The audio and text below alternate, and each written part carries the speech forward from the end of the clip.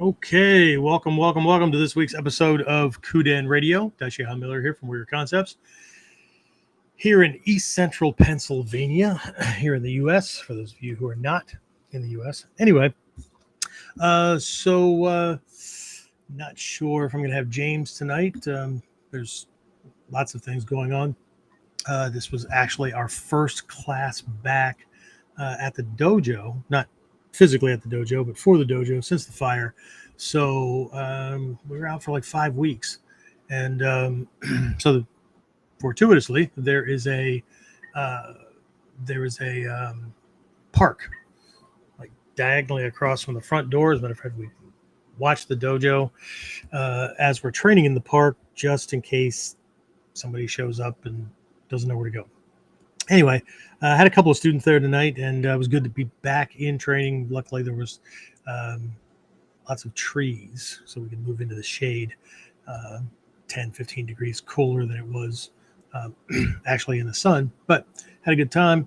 Lots of eyeballs passing by. So the extras, other people were catching on that were around. The news is getting out, all that kind of stuff. So hopefully it'll be a smooth transition, all things considered, getting from the place where we called home for 11 years to the new location. So anyway, looking forward to seeing more and more students this week.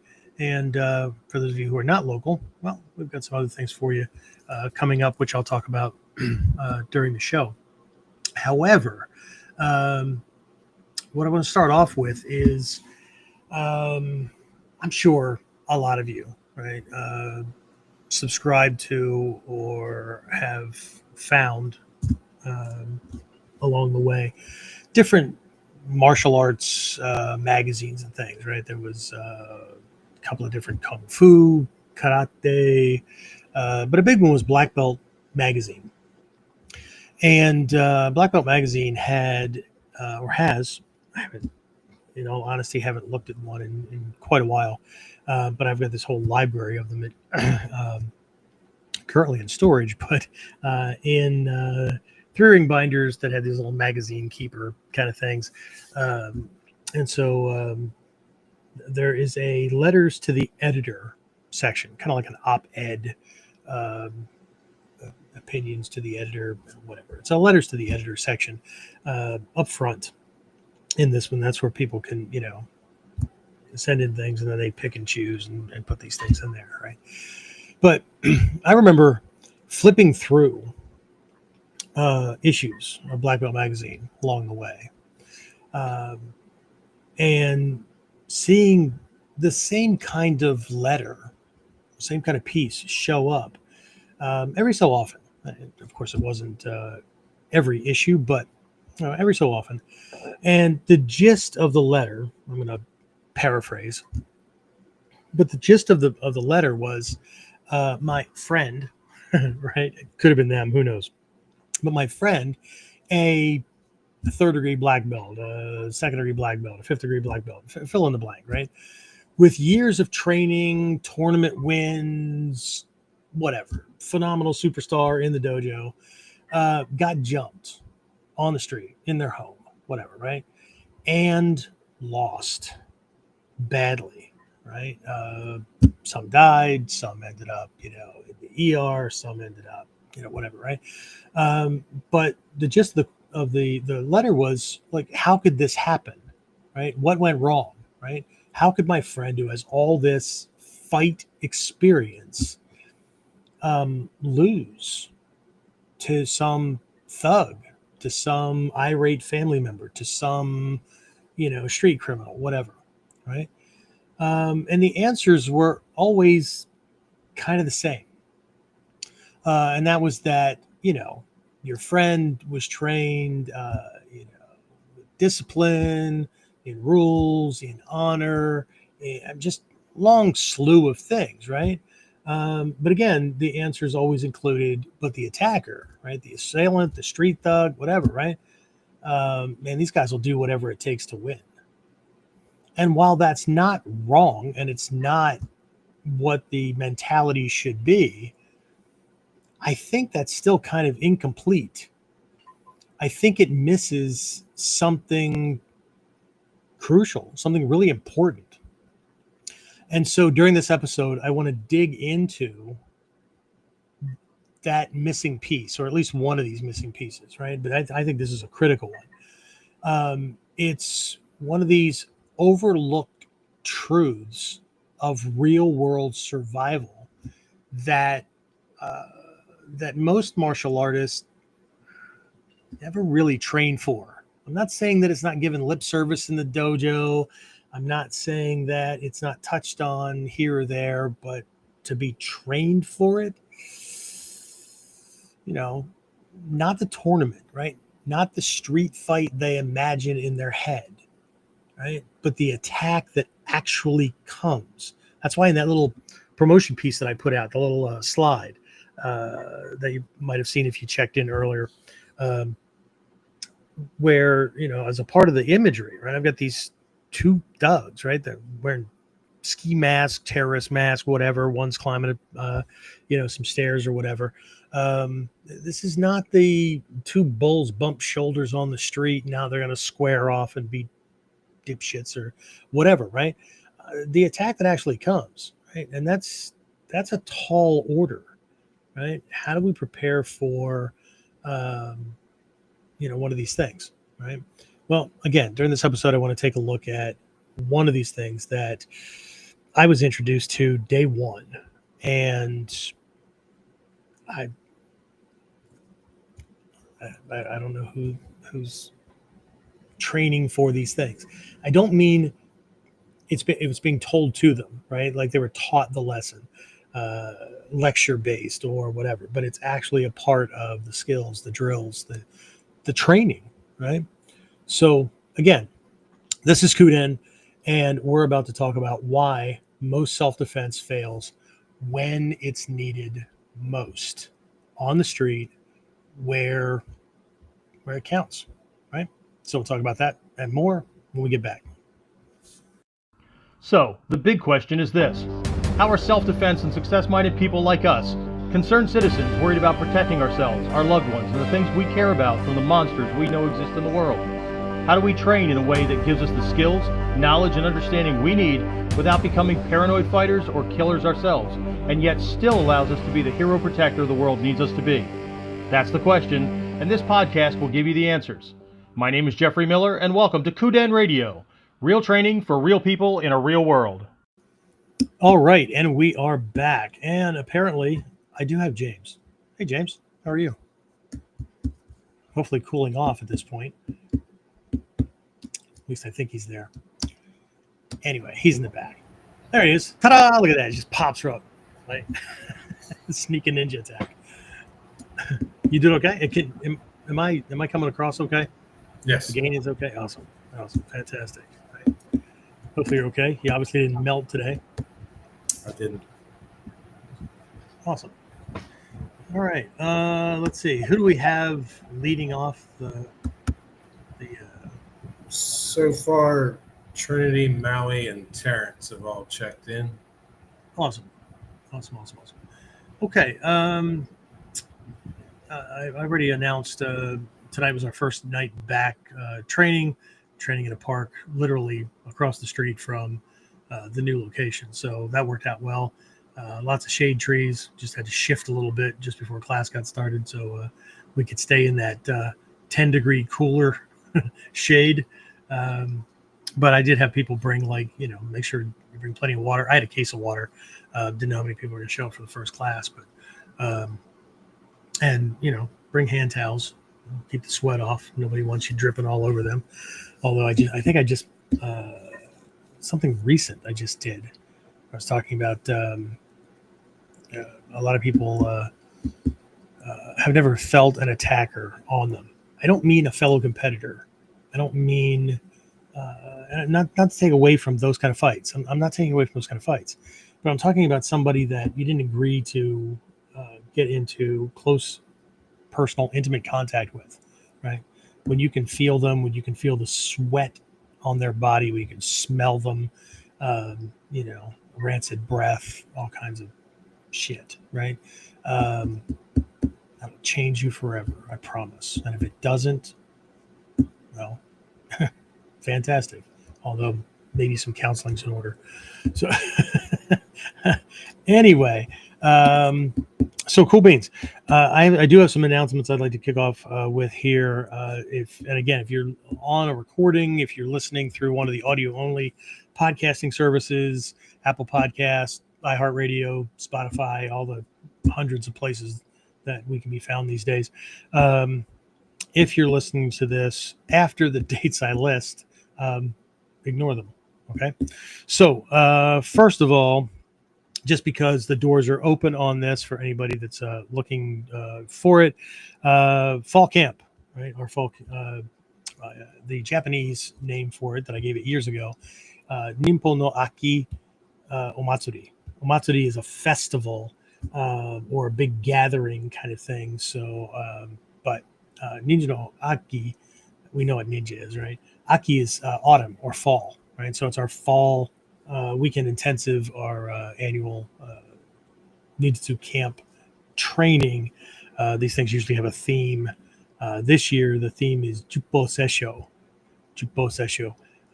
I'll go into the definition and things like that later, but there is a general way of looking at this based on how it kind of goes together.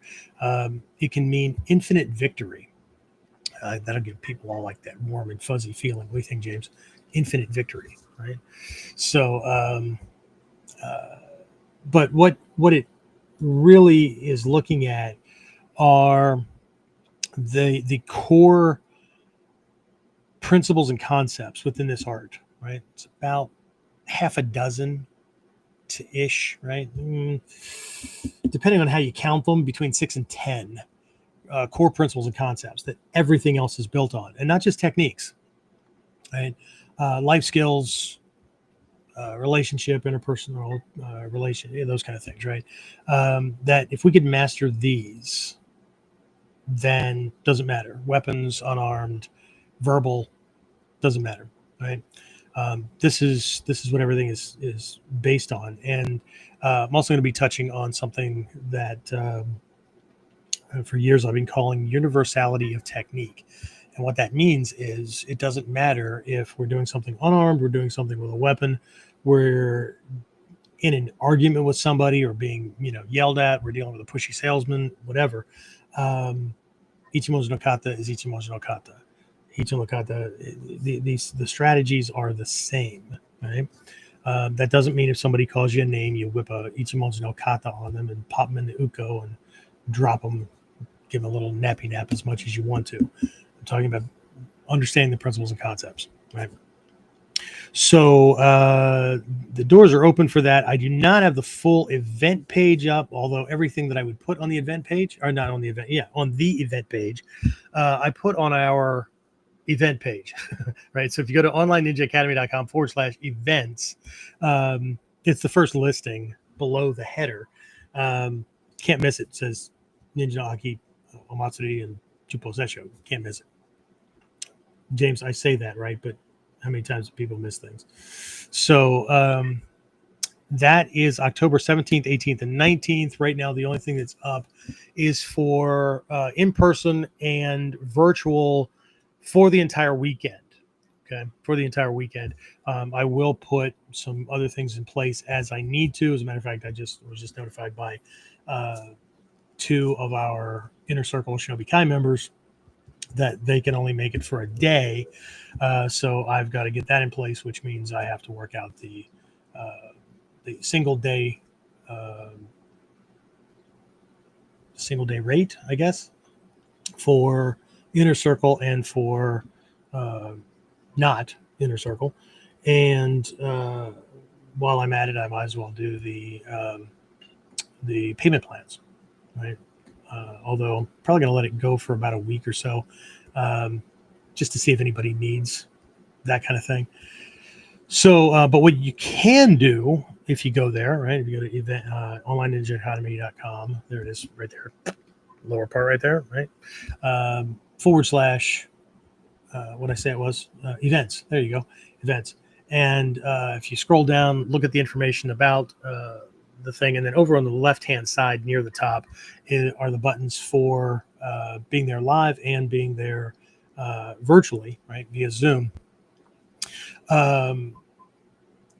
Through, I think it's August 15th, if you use the coupon code early bird 25, right, for 2025, right? So early bird 25, you'll save $100. Okay, so that's it. Now that's not for my inner circle guys and whatnot. You guys have your already discounted stuff. So you'll have to contact me or James directly to get us to email the your link. Okay. So we got that, and then also September 20th of this year, I will be at Lemoyne College in upstate New York. You can look that up. One of my long distance students, Mike Guzik, who's a Jesuit priest and a history professor at Lemoyne College, is hosting a one-day seminar where I'm coming up and covering things from both sides of the blade. Right, so we're going to be obviously be doing Nippon Taijutsu and things like that, but we're also going to be taking a look at some of the Seishin Teki, personal clarity, personal development stuff as well. So that'll be cool. All right, so James, am I missing anything? I think that's it, right? We got through. We just had a big promotional thing this past weekend for the Independence Day weekend here in the States, and so thanks to everybody who jumped on there and grabbed your training and programs, all that kind of stuff at the 50% discount. Won't be doing that anytime soon. Again, not because I didn't like helping people and whatnot, but I can't like give away the dojo, so to speak. All right, so anybody else sign in, James? Numbers go up, numbers go down. I think they go down because there's not a dancing monkey doing techniques. No. Nobody else checked in yet.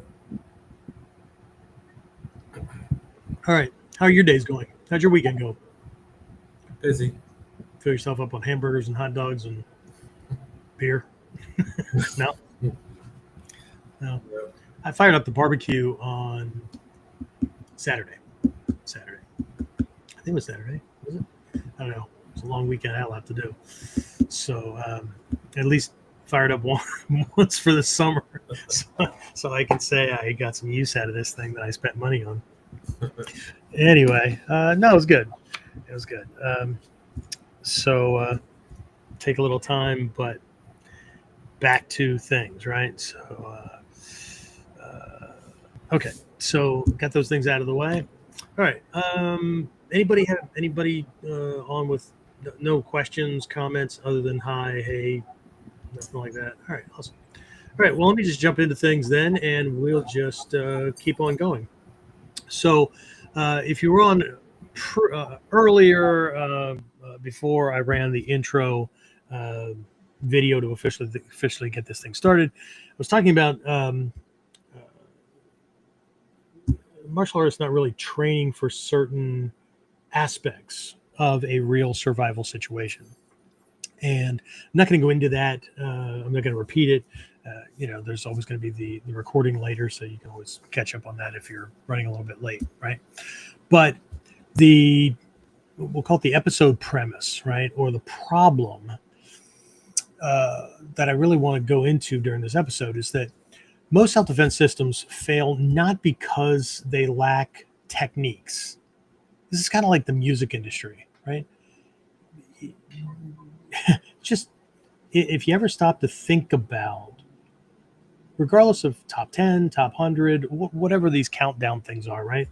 How many songs have been written since whenever, right? Even just since there was a music industry. Way more than books. We don't have a shortage of music, right? I think what we often have is a shortage of music that speaks to people, because there's certainly music that you can dance to. There's certainly music to have a good time with. For any old timers in the group like me, if you remember a group called Casey and the Sunshine Band, right? Way back, 70s. maybe into the early 80s, right? Their entire premise behind their songs was just so people could dance, relax, and have a good time. Nothing else. Redundant lyrics. There was nothing behind them. Anybody that's looking for, the hidden meaning in their songs is going to be looking for a long time. And that's from the group itself, right? And I believe that a lot of music is that way. Or music that people can identify with, but it does nothing to motivate, inspire, raise them out of the conditions or from the level where they are. It's it's enjoyable, right? And martial arts can be that way as well. Okay. But when we're looking at, and I know the word self-defense is like the word enlightenment, right? It's just thrown around all over the place. Same thing with the warrior, right? Everybody uses it. Very few understand it or dive into it, right? What's another good one? Karma. Oh, karma. Anyway, right? Maybe it's a chameleon. That's a song too. Anyway, so, but a lot of martial artists and self-defense students, right? Because not everybody's in, even though they're in martial arts, they don't like the term martial arts because they've seen what martial artists do, and that conflicts with what they've seen attack-wise on the street. And there's a reason a lot of people just are turned off by that kind of thing, right? But either way, these folks spend years mastering techniques, right? Drills, weapon work, all kinds of stuff, right? But when violence strikes, especially unexpected, chaotic violence, right? It was a surprise. There wasn't an official bow in. There wasn't teacher demonstrates, releases everybody, get with a partner, decide who's the attacker, the defender, and then go with your thing. Or they start the sparring match and everybody knows, right? Everybody's clear about, where you are, what the rules are, that kind of stuff, right? But when the real thing happens, right, most of these folks freeze, flail, or fail. Okay? And the question is why, right? Why does this happen? Well, I think, and again, this is in my humble opinion, because what they've been taught doesn't take into account three critical areas that, again, in my experience, real combat demands. Okay, and these are the same areas that were considered in my own path through the ranks. Right, for every belt promotion, every rank, right, we were evaluated for improvement in three areas. One was techniques. Okay, skill proficiency. Okay, so yes, right, you need physical competence, skill proficiency. Okay, so we needed to know the techniques that were on the curriculum. We needed to know the skills, right, whatever the fists were, the rolls, or whatever body movement, that kind of thing. We were also evaluated for an improvement in knowledge. Okay, so, but it wasn't just any knowledge, right? It was strategic and tactical knowledge. Okay, so if you were one of my peers back in the day, right, you would have needed to understand why and when to apply the skills that were learned, right? And also when they would be a wrong answer. Okay, so we had to know physical stuff, KUDEN, right? We had to have this knowledge base, and there was more to it than just the strategic and tactical knowledge. We were responsible for, and therefore my students are responsible for, some historical things and like some Japanese vocabulary, those kind of things, so that we were broadening our horizons, so to speak, right? But either way, right? And so that's the KUDEN, right? Which can also be knowledge, right? Kokoro shinobu, right? And then we were also evaluated for life mastery. It wasn't called life mastery then. It was improvement, right? It was centered around were we improving our life condition by applying these lessons, the principles and concepts out in the world, not in fights, not in physical fights or whatever, but in overcoming our own uh, inhibitions, our own limitations, our own problem areas, right? Increasing and improving our ability to produce results, levels of success, relationships, those kind of things, right? It also included this idea of mental and emotional adaptability. Okay. So the idea was that we absolutely were evaluated for our ability to adjust to how the moment feels, um, not just how things looked in a dojo, right? Soke often used the word feeling, right, in different comments or when he was instructing on things. Okay. But we really led into this idea of look, the emotions play a huge role in life, right? And so um, as we get input from our external world, tactile, mental, verbal, whatever, right? As we get these things, that trigger certain things on the inside, right? Emotional states, uh, and then that gets affected by how we're assessing the situation, what we think about it, what we think we know about it, and how we might be able to handle it, right? All of these things determine what kind of skills, what kind of lessons, right? So that we're not leaving gaps. Okay. But it's been my experience, and maybe I only have a little bit of experience in the martial arts. I started in 1975 in junior high school, something now called middle school, with conventional martial arts. And that took me all the way through 1980, 81, because there was some overlap time between me doing Kung Fu, Taekwondo, Jeet Do, and getting introduced to this art. Um, so,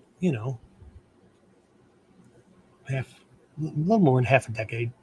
Um, and so, uh, what my experience was, and after talking to lots and lots of students who had similar experiences coming into the art, coming into my dojo, those kind of things, what it really boiled down to was that most systems, most curriculum, most dojo self-defense programs, whatever, stop at the first step, right? The first one, technique, skill, proficiency, right? The over focus on the physical, on physical techniques, okay? And then that tends to lead to this idea or this deeper problem where students often confuse physical skill with full readiness. Okay? You understand what I mean by that? James, you get that, right? That, I can do my skills, so therefore I'm all set and ready to go. Right. Yeah. So,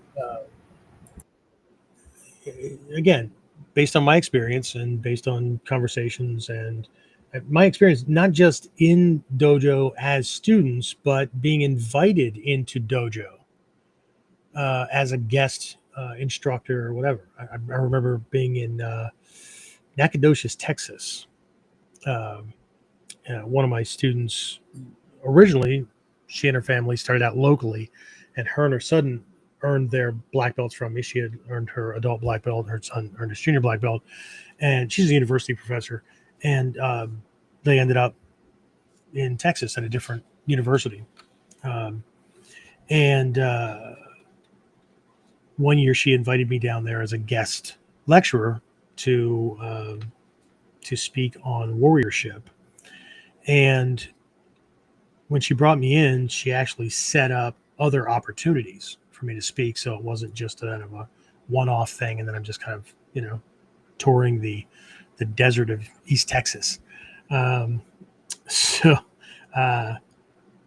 one of the places was this local dojo that was more than welcome, more than open to having me come in and teach a session on Ninpo Taijutsu. And so it was very interesting. Like, I was supposed to be the guest instructor, but for half the class that I was invited in for, half the session, the chief instructor and his instructors taught the students. And what it looked like was they were preloading the students with a baseline to compare everything else to. And it was kind of like when I used to do stranger danger programs locally here at preschools and kindergartens, and all the ones that would go into our Little Dragons program, 4 to 7 year olds. And what would happen was, either the day before or the day of, before I was scheduled to arrive, the teachers reminded the students of all the stranger danger rules. And they were so proud, because so the students could answer the questions, right? And then I would come in with completely different questions that were suited to ferreting out and showing them how a 4-year-old is actually processing the information they're giving them, right? And how they're processing the world when it comes to strangers, right? So this class was pretty much that way, right? And so one time I was there with a fellow Bujinkan teacher, and we're sitting and we're watching these things. And at one point, he kind of bumps me with his elbow, and he leans in and he goes, "Do they have any idea that they're not doing what they say they're doing? Like the lessons, the verbal lessons, right? Were spot on, but the physical skills and how they were translated." And I leaned over and I said, "No, shh." Okay. So anyway, but to this point, schools or instructors may add awareness modules or situational drills, but they rarely go deep into what really disrupts the moment, right? Fear, surprise, betrayal, confusion, moral hesitation, or even emotional hijacking, right? These are not exactly the things that the technique is all about. The technique is, my body does things to his body and prevents his body parts from doing things to my body parts, right? But this is a different area, because these things, right? Confusion, hesitation, betrayal, whatever, right? They trigger emotional states. They trigger mental processing, right? That in and of itself affects how the body will operate, okay? And how it can fluctuate throughout a situation. I'll give you an example. There is a kata. There's a couple of kata throughout the different lineages by the same name, but I'll describe this one particular one. I think it's Tagagi Yoshu because it has to do with arresting techniques, but it's called Ikichigai. Ikichigai. IKI-CHIGAI.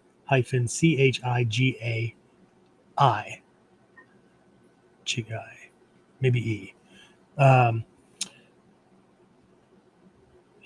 It's nothing fancy, right? Ikichigai is a very common Japanese term. It just means to pass by, to walk by somebody, to pass by, or a building or whatever, right? Passing by something, okay? And so it's just, there's nothing in the name other than to point to the setup, right? And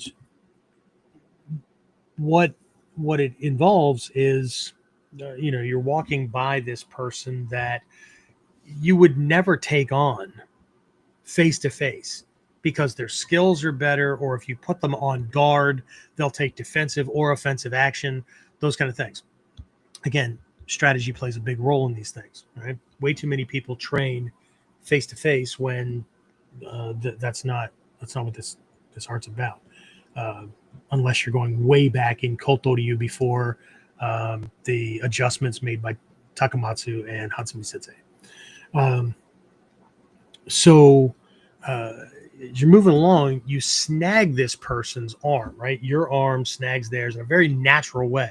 It can't be telegraphed. Snag their arm, and before they can adjust and turn toward you, you double back and apply an arm bar, which pops them forward, right? They step to catch themselves, and before they can readjust again, you double back again and check their leg and use this kind of an arm drag takedown kind of thing, and then you do whatever you want. But it's a very quick hit and run or hit and restrain or hit and kill kind of technique. It's very, very confusing. But in the upper levels, we expand this and we'll do like a 2-on-1 kind of thing, right? So you ever been walking with a friend or spouse, friend, whatever, right? And you're walking abreast, you're walking side by side, and there's somebody or somebodies coming in your direction. And instead of both of you kind of, doing this jet formation kind of, adjustment or whatever, you split and then you come back together again, that kind of thing. So what this is it's teamwork, right? Ninjutsu has a lot when it comes to groups of 2 or 3 moving in for arresting techniques and things like that. But as you're moving along towards your target, one person will kind of break off. It really is just like a jet formation kind of thing, but one will break off and make eye contact or do things that trigger this person's attention and get them worried about them because they're closer, right? Or at the very minimum, now kind of splitting their mental awareness and whatnot, because they don't know what's going on. They don't know that, like, their spidey senses are kicking in, but who do I pay attention to? How do I prioritize? That kind of thing, right? And then this other person takes it, right? And it could be one or the other one that takes them, right? For using ikichigai, okay? So that's an interesting little drill, okay? But then there's one above that enters the Ura domain, okay? Where these two are walking along, right? With this guy being the target. And then all of a sudden, this guy's friend snags him and does ikichigai. And then the person who was supposed to be the target moves in on him. What the hell is that? These two are on the same team. See, the storyline is at some point, the supposed target and this guy had a little meeting that this guy's got to go. And so here's the setup. The look on this student's face, the first time it happens, in the middle of that betrayal, surprise, all that kind of stuff, right?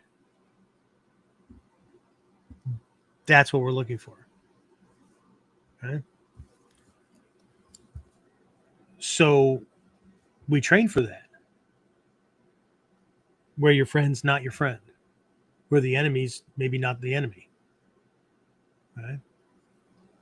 Because in real warfare, in real bad situations, this is not just possible.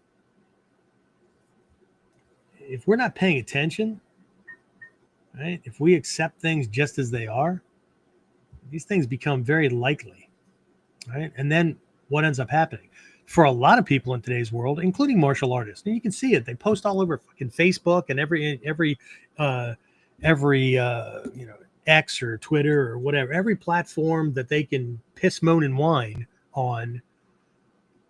They want to talk about how people backstab them, or people said this or undermined them or whatever. Well, no shit. You're involved in ninjutsu. Did you forget? Not you. You guys are all enlightened, okay? But this is what Hatsumi Sensei has been talking about for decades, okay? So my point here is that if your training assumes a consistent emotional baseline, okay, just like bowing in, just like things are always what they look like, then it's already failed. Okay? If your training assumes a consistent emotional baseline, it's already failed. If it assumes that the emotions you had at the beginning will be the same in the middle and the same at the end, that's not how we operate as a human being, right? If you've ever walked into a room, seen somebody like, hey, happy to see him, and all of a sudden they say something that is just a stab in the heart, or they've had a shitty day and I won't talk about it, right? You just feel, hey, here we go, right? And then you've got this, right? How do I navigate their fucking emotional roller coaster? Right? This is how shit works, right? We could start off a technique, and we have things like this. We'll take some of the advanced kata that we use, where there's more than just like Ichimonji no kata or Jumonji no kata or whatever, more than just a uke nagashi and a follow up, and it's the ideal. It's a done deal, right? Where there's multiple moves, and once the student learns the step by step and gets proficient, and then we start playing around with the emotions. Okay, where I'm standing in Shizen, and this person starts moving in on me, and I may back up. I may go to Hira. I may stay in Shizen, which is also known as Hira no Kamae in several lineages, including the Gyokoryu. Just kind of backing up because now I'm defensive and hesitant, right? That first shot comes in, and it's that oh shit moment, right? Trying to figure out what's going on, neutralize that. Next thing comes in, right? And I maybe do the same thing, and now the brain's starting to equalize, and I'm starting to recognize things, right? So now the next thing comes in, and I just flank that thing as that tricky little maneuver. And as soon as he's missed, and I recognize that he's just full open, right? Now we're just like, okay. So we go from what if I use the Godai, right? We go from Earth, which is just I'm here, right? Walking down the street. Next thing you know, we realize, whoa, hey, right? And then oh shit, right? And I start to recognize how this guy's coming, right? And then that next thing comes in, do a little flanking maneuver, like ta-da, and now, right? So we go Earth, water, wind, fire, and he's in what's that called? FAFO. FAFO moment, right? But that's life. That's natural, right? That's what's going on, right? So, James, any questions or comments or anything up to this point from anybody? Just Dave checked in and Jimmy dropped his konbanwa. Awesome. Konbanwa. Okay, somebody dropped a konnichiwa on me just before class, and then I throw a whole bunch of Japanese at me. Whoa! I'm at like lesson 2 on my Japanese program. Like lesson 2, you didn't get to how are you yet? Okay. Anyway, so cool. All right. Well, I'll just keep going then. Okay. So let's revisit this threefold mirror of the ninja, the shinobi. Um, there's this concept that is in the Gyokoryu. It's in several others as well, but it's highly defined, right? Gyokoryu, just like Togakuryu, very robust system, right? And so there's this concept of Sanden Kamai Sanuch, this 3-in-1, 1-in-3. And in Ninjutsu, there's this concept of the Oshinobu, okay? These three aspects of shinobi presence and resilience. Okay, there is shinobu of the body called miwo shinobu, right? The body capable of enduring. This involves physical movement, skill, ability to perform under duress, right? Maintaining control of your body regardless of you know confusion, or not the confusion, but still trying to sort things out. Right? The chemical imbalance that's occurring as the body state, and all the way down to the cells, is shifting into this state of being. Right. So Miwa Shinobu, Shinobu of the body, right? Shinobu of the mind, right? Kokoro Shinobu, right? This is the mind capable of enduring, right? And this involves things like discernment, strategy, perception, and mental adaptation, right? Flexibility, that kind of thing, right? And then we have Shikyo Shinobu, the we could call it emotional regulation, but it involves a lot of things like perceptual focus, um, staying centered within our being, right? Again, it's the ability to contain emotion. It's the ability to shift inner states and also bend perception. Right? There's a lot, especially on the Seishin Teki Kyoyo side, the personal clarity side, of reconciling perception of what's going on out there in the macrocosm, the external world, and how in alignment with that I am in the inner world, right, microcosm. Okay, so these mirror the three ranks, or the three aspects of rank that I was held to when coming up. Right, physical execution, tactical understanding, and emotional mastery, especially under the conditions, right? Because anybody can do shit when conditions are great, right? This was especially under the conditions of uncertainty, fatigue, or even perceived defeat. Right? That's where I learned that if the lights aren't going out and I still have control of faculties, or at least part of them, then those things keep operating. Right? I'm not done until I decide I'm done, or until the light switch is literally thrown. Okay.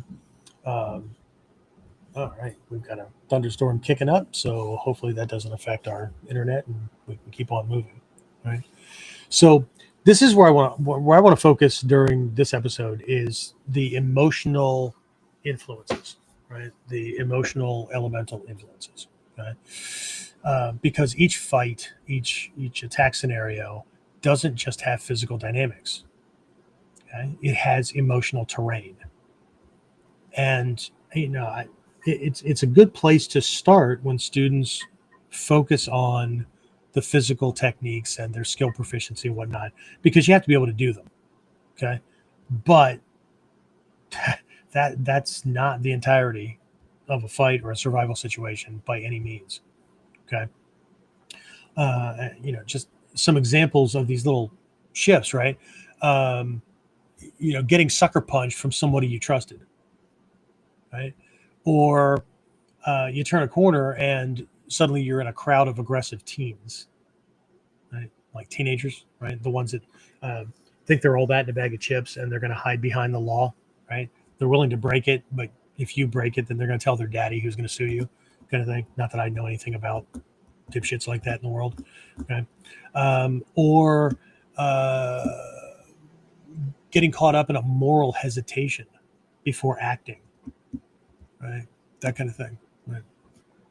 So, again, most systems tell you to just stay calm or to go hard or, whatever, get in there, get whatever, right? But that's like telling somebody to swim by shouting, don't drown, right? So we really need to look at some of the things that could pop up, right? And if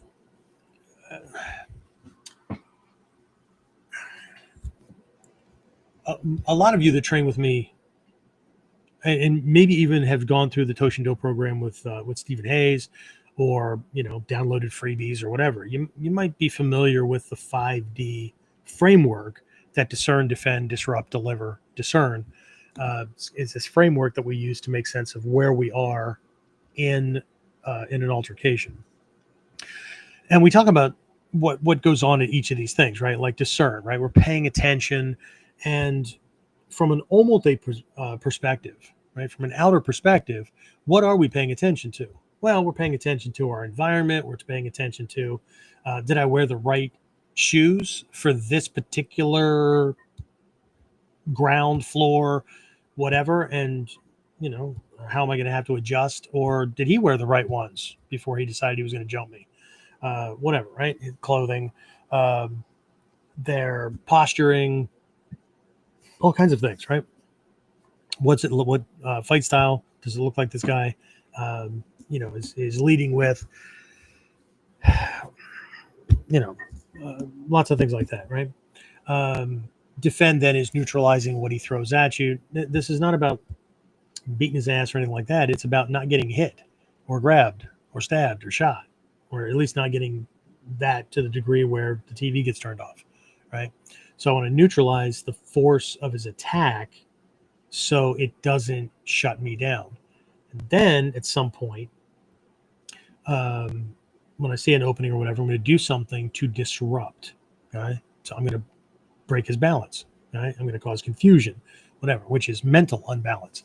Okay, so unbalancing somebody is not just physical, right? It's emotional, mental, spiritual, those kind of things, right? So I'm going to do or say something, hopefully more than one, that's going to break his balance. Well, what is balance breaking, right? Balance breaking is putting somebody into a condition where they can't go on the way they intended to originally, right? Either their body can't go on, it's fighting itself, it's fighting gravity, that kind of thing, to not fall down, or it's in a position where they can't continue on with the same logic, right? And that creates an opening, and then deliver. That's where I get to execute my stuff. And then I'm going to go back to this stage of discern. But the reality is I never left discern. There is a type of discernment that goes on, zanshin, at each phase, right? And so, that's the omote, right? The discern stage, right? I'm looking at him. How does it, and even if he throws a couple of things and I shift and avoid with kamae, I'm not just shifting and avoiding in kamae. I'm watching how he launches. How does this guy punch? What are his hooks tight? Are they flailing? Are they right straight on shots? Right? What's his posture generally like? Okay.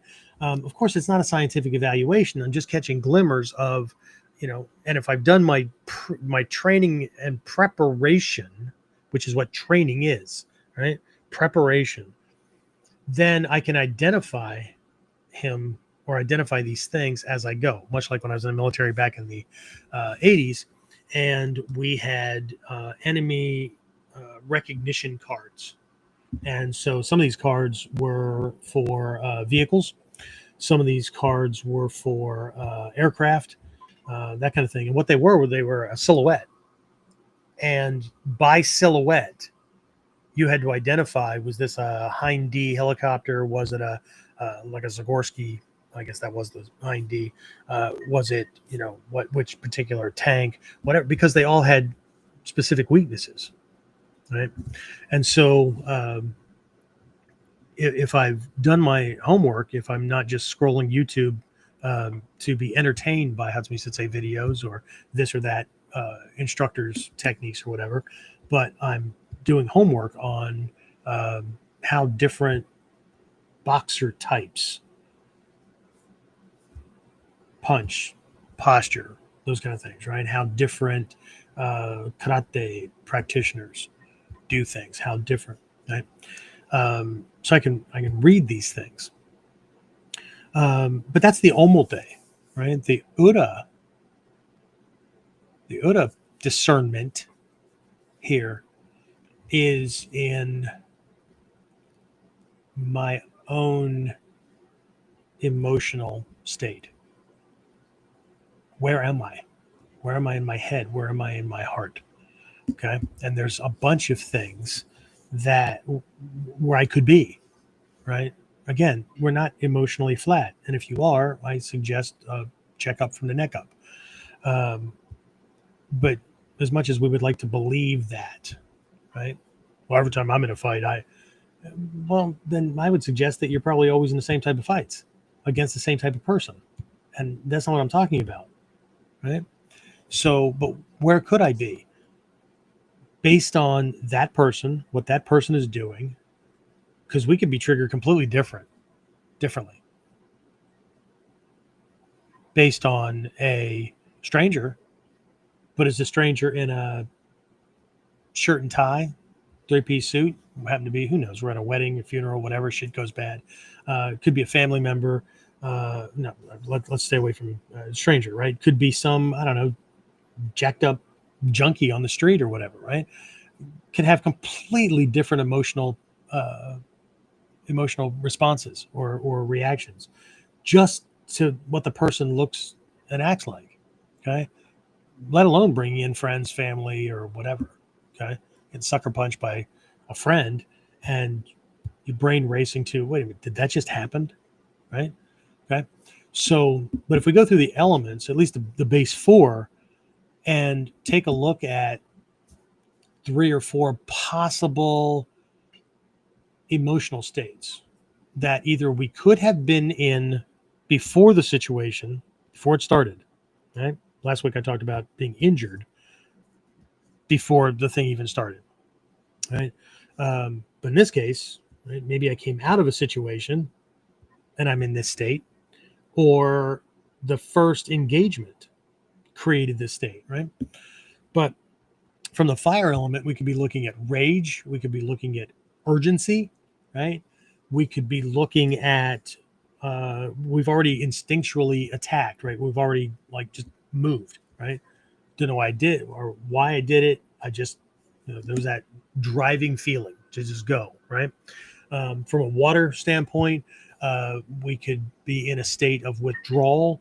We could be in a state of hesitation, right? Or we could be stuck in a state of overanalysis. Why is this happening? What's going on? What the hell? That kind of thing, where your brain's just racing to try to figure out what the hell's going on. Okay. From a wind perspective, right? Could be confusion, could be scattered energy, could be panic.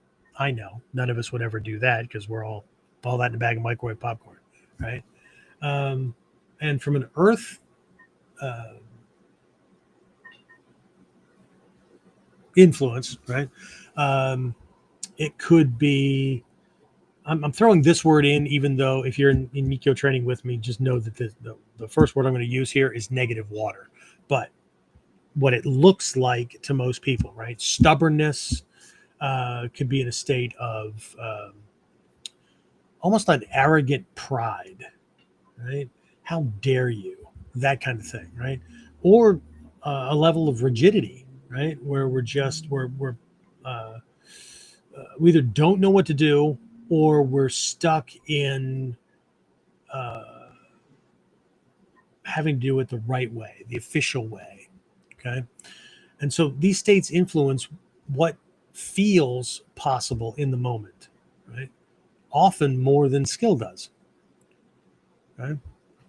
So I already did the 5 phases, but again, this is a combat flow framework, right? And we use this as the compass for making sense out of and surviving chaos.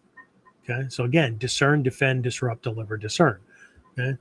Students in Mod 2 have to memorize those things and tell me what we're doing at each phase. Okay. But just using different terms that might better suit some of you that this is new to, but are more familiar with maybe Bujinkan vocabulary, that kind of framework, right? Discern is usually done from Kamae, right? So this is Kamae and assess. Okay. So we're gaining input, we're assessing his strengths, weaknesses, escape routes, whatever. Okay. The defend stage, we could call this uke-uch, uke-nagash, right? And control, right? So this is the first shift, right? Get safe, neutralize, get strategic, that kind of thing, okay? Disrupt, again, balance breaking and exploitation, okay? So this is where we're turning their mistake into our advantage, right? And then deliver, right? Not to chicken, not to beef, but deliver. That's a running joke, and some people laugh and some people don't. Anyway, this is technique and skill execution. Okay, this is where we take the fight to them.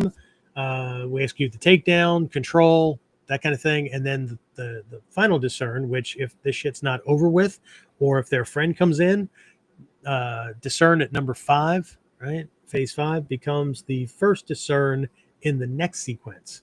Okay, but again, we're back at Kamae and assess. Okay, but what are we doing? Right, well, we're assessing the effects of what I just did. Right? I'm adjusting. I'm determining what's next. Those kind of things. Okay. So this framework isn't it's not a formula. Okay. I mean, I call it a framework and whatnot, but people get stuck on it being like step by step. Okay. This is how fights turn out. This is like my guy that in his teens came from 8 years of Taekwondo training. He was a year, maybe year and a half into what we're doing here. I'll talk about him in a bit, but how he was able to deal with a knife-wielding attacker by himself quickly when 2 of his friends, one much bigger, couldn't handle the knife wielder's friend who had no weapon, and they were still struggling with him way longer. Okay. But I want you to think about it as a formula. I want you to think of this as more like a lens. Okay. It helps you know where you are in the storm. Right? Again, it's about making sense of the chaos. Okay. And so not only where we are in the storm, but what matters most in any particular moment. Okay. So the 5Ds give you a strategic roadmap. Okay. But let's be honest. Even when students understand what to do, many still get stuck in the dojo. And what we're trying to prevent is from it happening on the street. Okay. So they're proficient, but they're still not prepared. Right?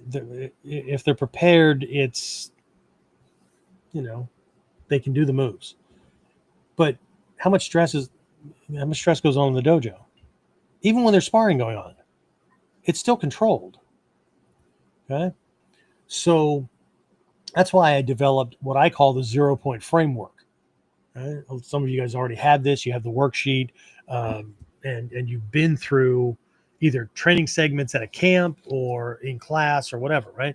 But it's a practical tool that shows you how to reverse engineer a technique and rebuild it from the ground up so that you're not just performing it, you're adapting it under pressure from awareness to aftermath.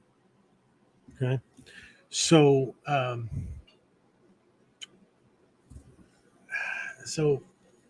if you've ever asked, how do I actually make this thing work, right, in a real fight, right, especially one I didn't see coming, right, then this is it. James, I don't know if you have access to that or not, but if you could drop the link to the download page, not the download page, the page where they can sign up to get it. right? And if you're already in my programs and stuff, just shoot us an email and whatnot, so that we can get you the link so you can download another copy of it, right? But you can just grab a free copy of it and use it with whatever you're currently working on in your training. But once you download the worksheet, it's going to look pretty vague, okay? Because what you have is 8.5 by 11 piece of paper, and you have what, 21 lines, 21 horizontal lines on it, and the center line, right? 0. That's where I get the 0 point. Okay. And then you have negative numbers below it, right? So I think we only have like -5 at 5 down and -10, 10 down. And then we have +5 at the 5 above the 0 line, and then +10 at the one above that. Okay. What's important to understand is that the +10 is street ready. The 0 line is the technique you're working on, okay, that you're working to be proficient at. So in other sessions, I've talked about this. All the lines below, and there could be, you might only need 5, you might need 12 or 15, right? But I'll give you these lines for the things that we need to get right, that we need to learn, drill, whatever, to be able to execute the kata model, example, whatever, correctly. Okay. That's the negative numbers, right? And they're not negative because they're bad. Those are the building blocks, the kihon no kihon, to be able to do this technique properly. Okay. And then everything above it is getting it ready for street ready. Okay. So environmental conditions, clothing, timing, using it in its different fighter types, whether it's their punch, their kick, a grab scenario, whatever, confined spaces, open spaces, that kind of thing. But at least on one of those lines, probably more, but at least on one of those lines, right? Done under certain emotional conditions, at least as a start point, right? Because I might start out agitated because I just came from trying to handle something, and I turn around and some dipshit's throwing a punch at me. Okay.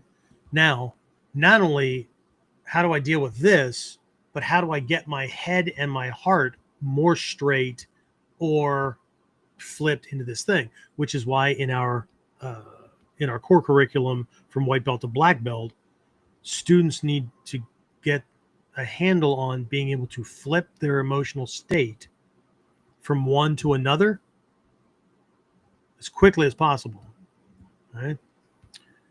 Especially getting from where they are to where they need to be to handle that situation most effectively. Because this guy may have hit me, but wasn't an intentional hit, like a punch. Was I the target? Or were they just screwing around, right? And, making a point, and I got hit, but because I was already agitated, I go into rage and jump this guy, and he didn't mean to hit me at all. As a matter of fact, he wasn't even in attack mode. Well, that would be shitty. Uh-huh. Nobody hits me. Kick his ass. I'm not coming to visit you. Right? You bang on your cell with your metal cup or your tin cup all you want. So this, but that's the gist of this 0 point kind of thing, that there's more to learning a technique than just learning a technique. Okay. And at least one of the lines above the 0 point line is dealing with emotional conditions and the fluctuations and changes that go on during a situation. I told a story a long time ago about somebody. I was out of the military for a couple of months, and this guy, we were visiting friends, and this guy hit my wife, and I met him in the kitchen, and I went from, you hit my wife, to the kitchen to try to calm him down, and then having to calm him down in a much more not imperative, a much more direct way, right? And then he attacked, and going into this, oh shit, defensive mode. It was very quick action, got him into this position, and then him trying to fight his way out looked like, I don't know, a rat trying to push its way out of a wet paper bag. I don't know. But I almost laughed. Right? So now I'm in this state, but I flipped another switch so I could lean in a very Earth-like state and say something in his ear to let him know that if he, of course I had his head and neck in a certain position, that if he didn't stop now, I would stop him permanently. He stopped. Anyway, so again, there are more elements. I know how convenient it is. I know how comforting it is to believe that if we just learn the moves, or to fall back on our laurels. I was in this fight. I did this move. Everyone is different. Okay? Everyone is different.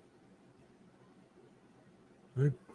So one of my teachers, I think it might have been Hatsumi Sensei at one point, said, above all else, protect your heart.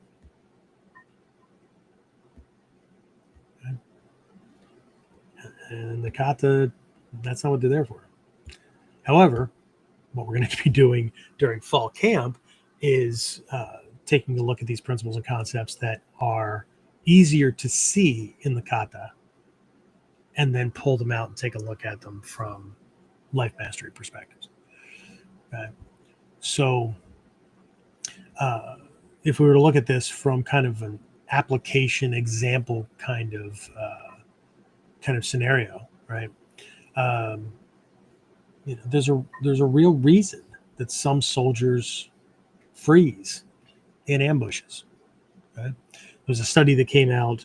I can't remember if it came out still during the Vietnam War or post-Vietnam War, but they discovered that only 20% of a fighting force returns effective fire in a firefight. What's the other 80% doing? Spraying and praying, ducking for cover, crying and pissing themselves, dropping in a fetal position, standing up, frozen for a second. Okay. But it's not always the fear of death that makes that happen. Okay? For some, it's disbelief and confusion. Right? Their mind had no reference. Regardless of training, basic training, that kind of stuff, their mind had no reference. This goes for police. This goes for security. This goes for martial arts and self-defense people. Okay? Their mind had no reference for the actual thing, which is why I think it's important to not just drill the skills, but to build scenario-based drills that require decision-making under pressure, those kind of things. Okay? Because the truth is you don't rise to the level of your training.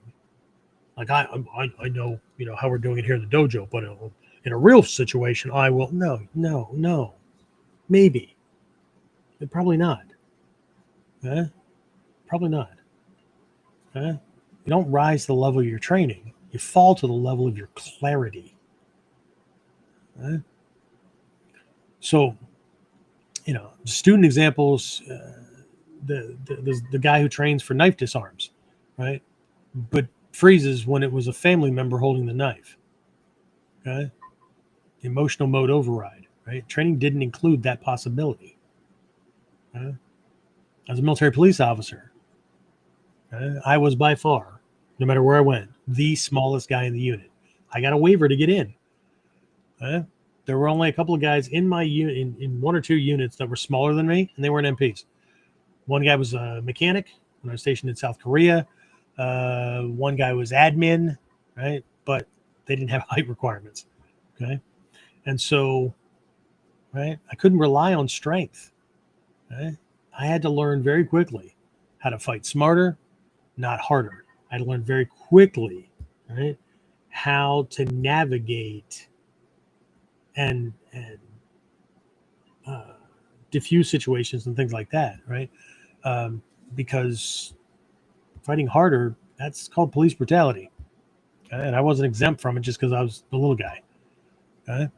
So this is how I built the framework that teaches my students, teaches you guys how to decide faster, not hit harder. Okay? The person's bigger, more armored, used to taking shots or whatever. Hard's good. Okay? But I would prefer a mediocre shot, okay, to a Q show, right? Because I'm clear on the target and I have control of my body, right? And I can get it in there faster than just throwing a bunch of stuff hard, because some people already own what we might call the earth mode. They're already bigger, bulkier, right? More armored, right? Some people are already, they own fast. Can't be faster than that guy. Okay? Need to figure shit out quickly. Right? And I need to be able to control my own emotions. Okay? So to that, speaking of students, right? Let me share a quick story that really drives this home. Some of you may have already heard this, but forgive me. I'm going to use it again because it's a really, really good story and it highlights a whole bunch of different things. But this is that case, right? I had a student. Again, he came to me after 8 years in Taekwondo. Most of his kid years, right? But this guy, right? Excellent at sparring, great control, and honestly, one of the most fearless guys I had seen, and he was in his mid to late teens. Okay. But about a year and a half into training with me, I mentioned this earlier, right? He and two friends were attacked, okay, randomly and without warning by two aggressors. One had a knife, okay? Truth be told, they were hanging out at the mall. They came out. The older friend, much bigger, whatnot, it was his car, right? He was driving. The two other ones, they were both my students. One, though, was the Taekwondo powerhouse. This guy, I had him teaching breakout sessions and certain classes and whatnot to teach students how to do certain Taekwondo kicks so that they could be much better uke and be able to throw something that the defenders would actually see, right? Not some half-assed thing because, right, you know how many times people write off other martial arts because, like, our shit's better than that? Okay, but only if you can deal with that. Okay? So if you're going to be a good uke, one of those things is to be able to simulate the attacks of other arts so that your partner doesn't get left with their pants down, so to speak, because in the dojo, they're defending against half-assed stuff that's not really what these other guys train for to be really good at. I don't care if it's something that looks to most people like some goofy white crane kung fu, you know, what we might call Shitan kind of thing, but they're really fucking good, right? And they can drop you. The stuff didn't last forever because it was bullshit. So anyway, but there's that. But anyway, they were hanging out. They came out of the mall, walking across the parking lot, and there are these two guys sitting on my students, friends, brand new sports car. I'm sitting on it with jeans. Right? If you know anything about jeans, you know about the rivets near the pockets. And of course, the friend yells, "Get the fuck off my car!" Right? And these guys slid off the car, and you could hear it scraping the paint. Right? And of course, the friend flares up. My guy's like, calm down. Just what guys, what's up? All right. Just, we don't have any problems. Just, messed up, my friend's car. Next thing you know, one guy pulls a knife, the other guy postures. And so my student shifts to draw the guy with the knife because his first strategic thought was, I'm much better than my friend who's the other student, and the other guy who, big or not, probably hasn't been in a fight with somebody with a knife. So he draws him over and he starts running the 5Ds. Okay. I talked to him about it later when he shared it with me. And he said in that whole thing, right, in all the years of point sparring, all the years of sparring in the dojo, all that kind of stuff, none of those skills. There was never an opportunity to do one of those. Okay. None of that stuff did anything. Okay. But what saved him, and I quote, was this. It was the weirdest thing. The fight unfolded exactly how you said it would. I could tell what the guy with the knife was going to do before he did it. It was like watching the 5Ds happen in real time. Okay. But the other thing that he realized was that because he was prepared ahead of time, his emotional state was different because he originally went from, oh shit, knife to hesitancy. He knew he needed to get that guy away from his friends because, again, tough guy. He's just a protector at heart, right? Drew them over. But as soon as things started working out, that whole emotional hesitancy and what am I going to do? And what if I get cut and all that, it turned into something else. He said he almost laughed in the middle of it because it was just running based on the way we had done things in the dojo, not just technique, right? Control of space, but also the space between his ears, right? This space too. Okay. So he ended up disarming the knife guy very cleanly, sent him running, and then turned around and had to rescue his two friends who were still struggling with the other attacker who was not backing down and was just... So anyway, stepped in, took care of that. And he said when he stepped into that one, it wasn't just because the other guy didn't have a knife, but you deal with a knife. What's that? Anyway, so the whole emotional state in beginning that one was different, right? Even though none of it felt like the emotional state, the training state in the dojo, right? It was just very, very different. But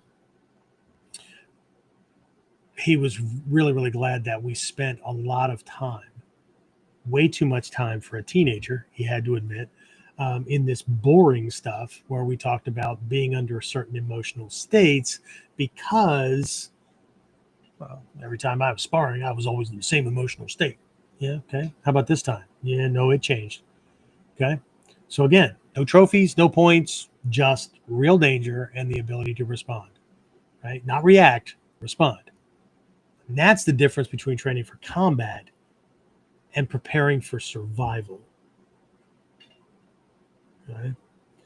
In basic training in the military, we trained for combat. We learned how to shoot. We learned how to, different shooting positions, handling stress and overwhelm and things like that. But it was less, for me, it was less the time at the shooting range, how to throw a grenade, those kind of things, and more about the drill sergeants barking at us nonstop and having to do certain training and whatnot that forced you to be able to focus under pressure. That served me more than anything else during my 39 days on this little island nation called Grenada. And those 39 days were more than enough. Thank you very much. Right. So, any questions, right? Before I give you some things to send you off for the week. James, questions, comments?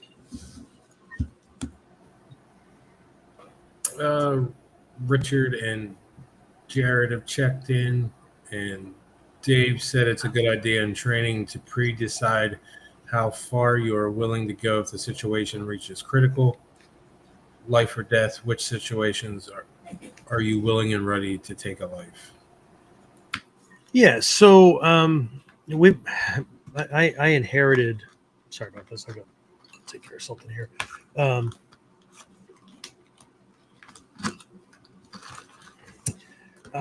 inherited some really interesting training drills from a couple of teachers that really point to this concept. That force somebody to have to make decisions under pressure, but caused confusion, caused all kinds of things, right? And we still do them to this day, right? Where you might have 2 or 3 training partners, and one person is designated as the uke, and their job is to escape or comply with the action that's going on. Right? What the hell are you talking about? Comply? Yeah. So just one iteration of this would be we send the victim out of the room, and then the other 2 or 3 decide who's going to be friend, who's going to be foe. If there's 3 people, who's going to be a bystander, whatever. And then the other person's brought back into the room. We have like people broken up into like circles or groups and whatnot. So the victim is brought back into the room, and the 2, let's just keep it at 2 at this point. So one is friend, one is foe, but they also, when the person was out of the room, they decided who was going to grab the person and yank them to the side. So that's the attack, right? They're going to grab them, double lapel grab, and yank them to the side. And then they're going to do something else, okay? So grab, yank them to the side, and then they're going to do something with the hand. One's going to haul off and punch them. The other one, yank, and then pat them on the shoulder. What the hell? Well, one grabbed, moved you to disorient you so they could jack you. The other one is yanking you out of the way of a friggin' motorcycle that's about to clip you, or something, some other danger that's there, and then pat you like, you okay? You good? Sorry, I didn't mean to like put my hands on you, kind of thing. And the defender, the victim, has to discern while this is going on, right? So the first thing they have to allow to happen is the grab and the yank, okay? There's lots of reasons, strategically, timing, all that kind of stuff, right? You're behind headwise and confused. Yeah, no, put your hands on me, I'm doing a technique. And then you got run over.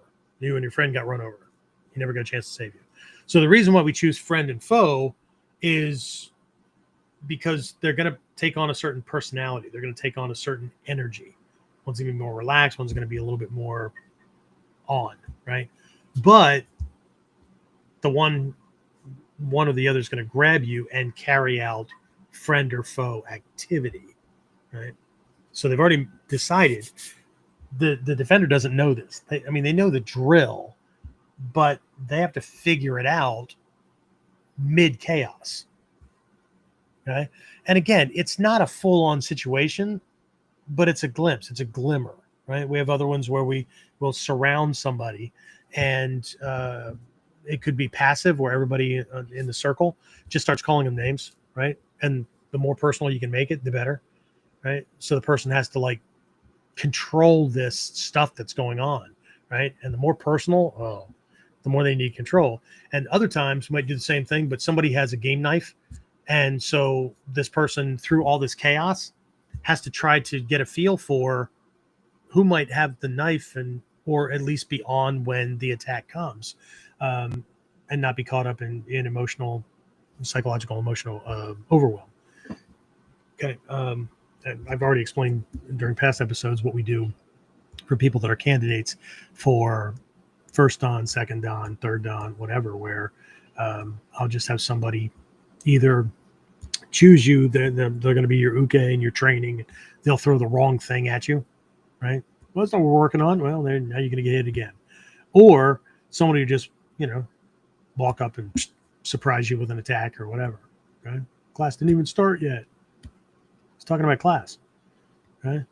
I'm going to miss Richard Snyder. How about it, James? Okay? I could be describing something, or this person could be, this student could be describing something, right? And if they got too wordy or whatever, Richard would just reach out and punch him, right? And people just got really resilient with just being kind of able to step off, deal with that, and keep an eye on Richard and keep explaining what the problem is or whatever, right? It's just another part of your day kind of thing, right? But if those things aren't inserted, then they're going to be the thing that gets you, or the family member that you never thought would, or the, whatever. Okay. How could he?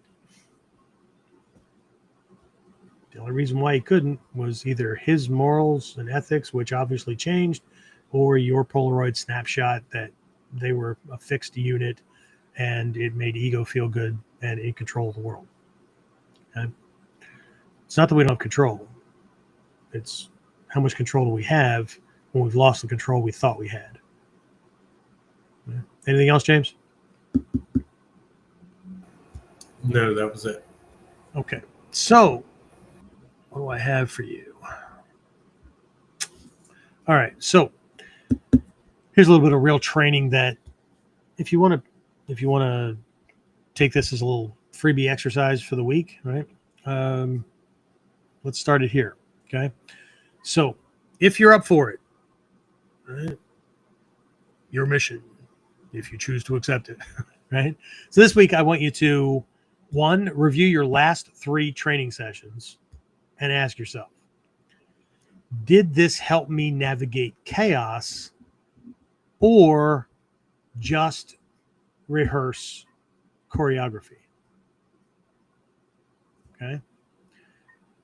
As a second thing, you could practice entering kamae. Every one of your kamae. Practice entering the kamae from emotional or startle states. You can start with the obvious, okay, which is how we generally give students things, right? Ichimonji Seigan Doko as an emotional, like water, defensive, hesitant, kind of trying to figure things out, this defensive kind of thing. Jumonji Kosei, even Bobi, those kind of things as more of a fire pressing kind of thing. Hira Hoko Hachimonji as a wind, kind of a well, it could be frantic, could be panic, could be whatever, but you're just kind of a can't touch me, or as a tricky thing, right? You're playing games with the person. Everybody likes to lead to those because we feel like we're in control, okay? But if you start playing with the emotions, what you'll find is that the emotional triggers, right, they start to look a certain way, and they look like the kamae. And if we could start to recognize that the kamae were in part developed as a scientific, strategic way to use what the body is instinctively doing to allow you to be stronger, safer, right, more tactical, then we can let the body choose the kamae instead of the brain. And we start doing that, we may find that we stop choosing kamae as favorites or preferential things because of some ego decision, and recognize that they all have the same or zero value depending on the situation and depending on what the body is already doing. Okay. So which kamae service in certain directions, or just what if, like the environment between parked cars, this is not going to work. I'm going to need to be tight, skinny, and in alignment with this narrow alleyway that I have. So it doesn't matter what my emotional state is, right? Can I, and how does Ichimonji function in these different emotional states? Okay. I lucked out. I mean, for whatever anybody thinks of Stephen Hayes, Stephen Hayes' college degree is in theater arts. And so more often than not, in our training, we were invited to be like highly trained motion picture stunt people, highly trained, highly paid, right? A movies, not B and low budget movies. And so we had to convey the emotion. We had to convey, right? So there was a lot of acting going on and whatnot. And just like an acting school, right? You learn to be able to move through these things. And so That's the first step in being able to switch from one emotional state to another. And then you learn how breathing ties into that, right? Every emotional state, it induces a certain type of breathing pattern physiologically in the body. And so if that's true, then can I use that breathing method and a visualization or some kind of mental construct or something like that to switch the body's psycho-emotional physiological state? Okay, the answer is yes. Right, that's a big part of first stage for Kuji training in the Godai no Rin, right? The power rings, Chi no Rin, Sui no Rin, that kind of thing. So good stuff, right? And then if you want to take that farther, then journal what emotional element was strongest, right, in your last real conflict. I don't care if it was an argument. Okay, what emotional element was strongest? Right? Did it help? Or did it hurt? Right? So close out. Right? Most people don't fail because they're not good enough. Okay, do a lot? Yeah, of course. A lot of people probably freaking die with the last thought in their brain. Damn, I should have taken those classes. Okay. Oh well. Okay. But most people don't fail because they're not good enough. Okay. They fail because their training didn't prepare them for that moment. The moment they're in. Okay. And they had to do the same thing every other untrained person has to do in that moment. And that's make it up on the fly with no fundamental or no pre-planning, no preparation, there's no sense of having been there, right? What allows us more confidence and comfort and control in situations is when we have a sense of having been there before and having dealt with that before. We know what to do. Even if we had to make little adjustments for this particular situation, we've been there before, we've dealt with that, and it's not as panic inducing, it's not as stressful, it's not as confusing, right? So, and there's a whole science behind this, that your subconscious storehouse, your Alaya Vijnana for Mikyo students is just loaded with all of these prior experiences where you've been there, done that, bought the t-shirt. So while there still might be stress, there still might be confusion, there still might be all these things because this situation is unique, different person, whatever, you have a framework, you have something to be able to apply to that. And the more we can load that on the front end so it's backloaded in that future moment, the better off we're going to be, right? So when you build a framework, right, a map like the 5 phases, right, like the 5 Ds, right, and you learn to read your own internal weather, so to speak, right, the emotional elements, okay, you can navigate the fight that shows up, right, not just the one you hope to avoid or the one that that dojo syndrome led everybody to kind of fall in step with. All right. So that's what I have for this one. James, any last minute questions or comments? This is the time to open up, guys. Doubts, Sensei, you're full of shit, whatever.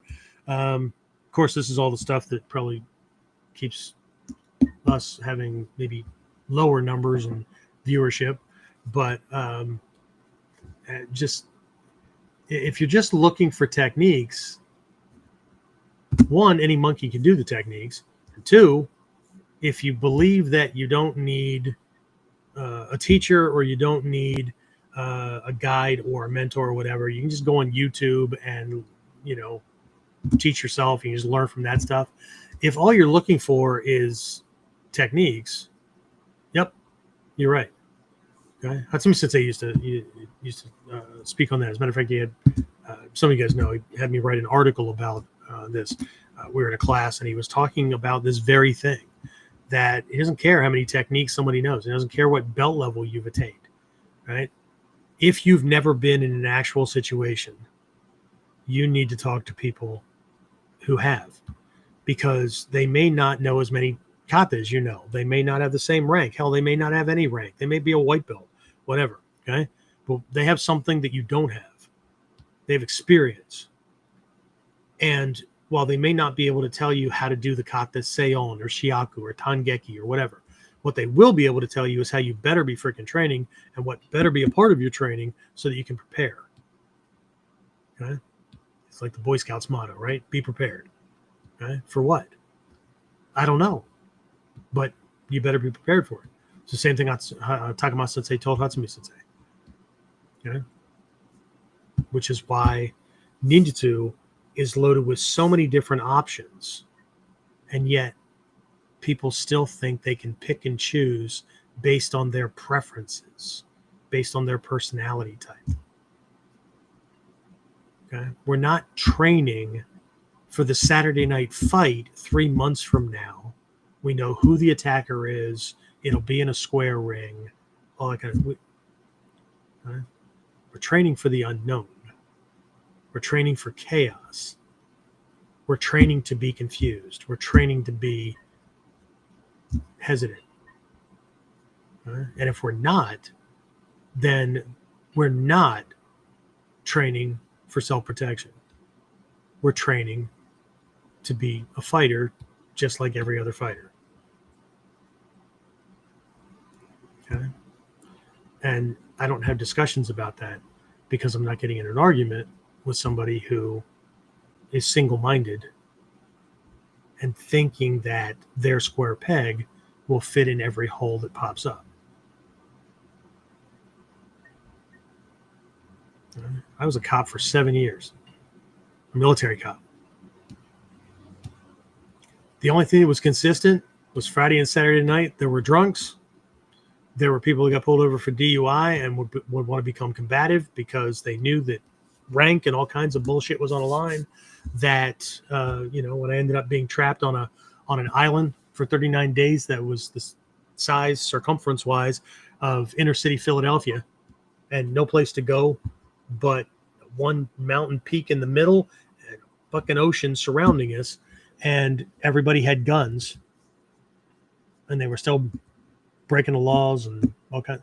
No.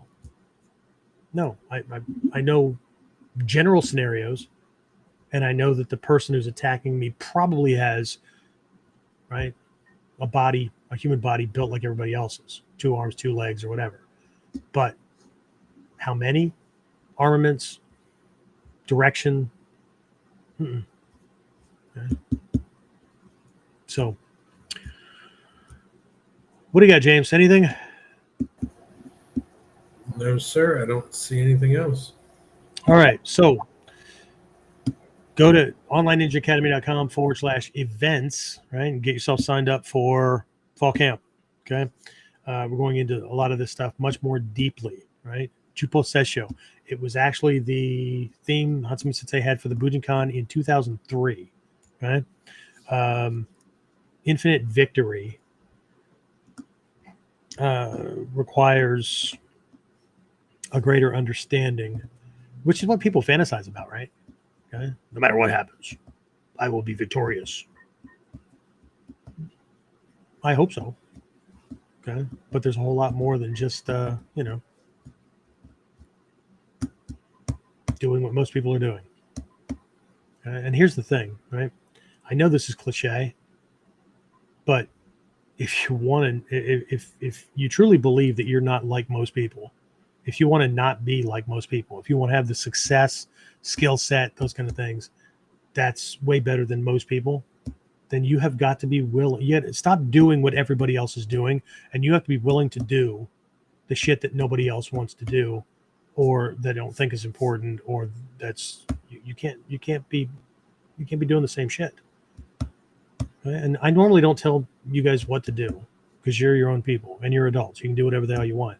Okay, but I'm pretty adamant about this, right? And I only have a couple of experiences in my life to justify this, right? Facing all the people with a knife, almost being shot in the head with my own gun, those guys. Yeah, no. Okay. being surrounded in riot situations and it's just me and my partner. No. Okay? You're either training for reality or you're training for the fight in your head or what you think is going to happen. I mean, ultimately, that's what we're going to do anyway. Okay? I'm just suggesting that you have more faculties that you could bring to bear in a situation. You have faculties that are going to be in control until you take control. And that's a whole different skill set, regulation and shifting. And violent attackers, not the dickhead down the street that wants to fight, right? Even in our realm, there are monsters that we don't want to have to think about, but you probably know how they operate. Because just like in the movies, right? I remember growing up all cowboy movies and war movies and stuff. You hear the bang and then the guy gets hit and falls down. Okay? You never hear the one that gets you. Okay? If you don't prepare for it, it'll be that one that gets you.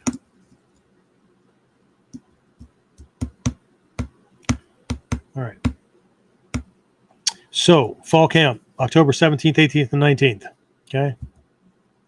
onlineninjaacademy.com/events. And then if you are in the upstate New York area or want to find yourself in the upstate New York area, you can look it up. Lemoyne College is in the Syracuse, New York area. All right. I will be there for a one-day seminar. I'll have a registration thing set up on our end for Mike is taking care of the college students and whatnot. I'll be setting up something so you can register through onlineninjaacademy.com if you want to be there for that single day kind of thing in September. Okay. So that's what I have. James, anything else? Anything I forget? Not that I can think of. Okay. You in class tomorrow? What's that? Are you in class tomorrow? See me putting him on the spot. Tomorrow's Tuesday, July 8th, 2025. It's all right. If you're there, great. If not, for those of you who are in Ninpo Masterclass or the Ninpo Mastery, Ninpo Elite, the old Platinum programs, Shinobi Kai, if you're not in class, still going to try to live stream everything.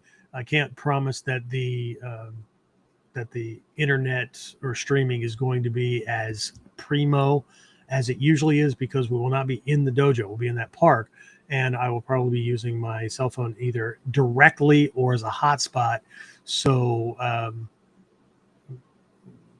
let's take this as any training is better than no training at all, but we're getting back on track. So we'll be back up with the streaming thing tomorrow.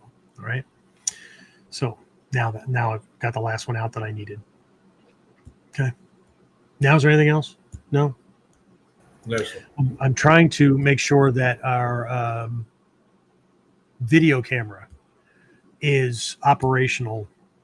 I'm hoping that it's where I think it is. I'm trying to dig stuff out and whatnot. But even if we have a glitch in the streaming tomorrow, my backup is to have a secondary video camera set up, recording class. So if nothing else, we have that, right? So, but hopefully I'll see some of you guys on, Dave and Lee and a bunch of folks. All right. So that's it. Thanks again to James for showing up. I know this isn't always easy, especially this time of year when heat and all kinds of other things are going on. So that's it. I'll let everybody know when we get clearance to actually be in the freaking building, other than repair work. So that's it. Thanks, James. If you have any thoughts afterwards or you have any problems getting signed in and signed up for things, just reach out. We'll help you out. All right. That's it. I will talk to everybody again next time on KUDEN. Get more of KUDEN Radio. Subscribe through your favorite podcasting site or join our clan of serious modern warriors at onlineninjaacademy.com.